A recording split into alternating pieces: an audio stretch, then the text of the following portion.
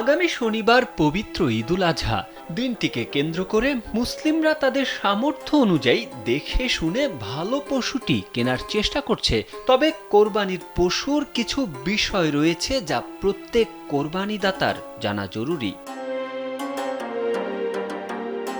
গৃহপালিত পশু তথা ছাগল, ভেড়া, দুম্বা, গরু, মহিষ এবং উট দিয়ে কোরবানি করা বৈধ। তবে গরু ও মহিষ 2 বছর এবং উট 5 বছর পূর্ণ হতে হবে।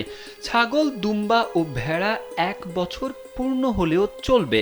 দুম্বা ও ভেড়ার বয়স যদি 1 বছর না হয় বরং বছরের বেশি অংশ অতিবাহিত হয় এবং দেখতে স্বাস্থ্যগতভাবে 1 বছরের বাচ্চার মতো মনে হয়, তাহলে সেরূপ দুম্বা ও ভেড়া দিয়েও কোরবানি করা যাবে।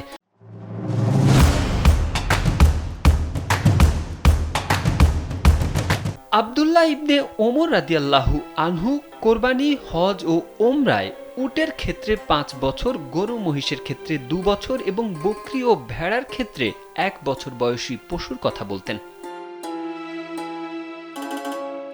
মুসনাদে আহমদ 6-136 বর্ণনা অনুযায়ী কোরবানির পশু মোটা, তাজা ও নিখুঁত হওয়া উত্তম। খাসিকৃত পশু দিয়ে কোরবানি করা উত্তম। রাসূলুল্লাহ সাল্লাল্লাহু আলাইহি ওয়াসাল্লাম যখন কোরবানি করার ইচ্ছা করতেন তখন 2টি বড় মোটা তাজা শিং ও সুন্দর রং বিশিষ্ট মেষ কিনতেন।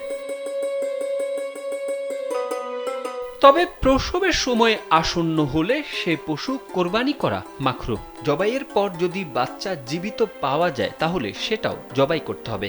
কেউ চাইলে এর গোশতও খেতে পারবে বলে ফতোয়ায়ে কাজী খান পুস্তকে উল্লেখ রয়েছে।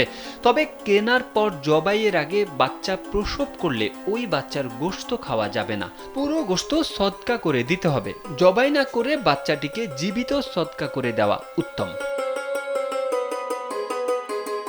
তারেক আহমেদ, কালবেলা।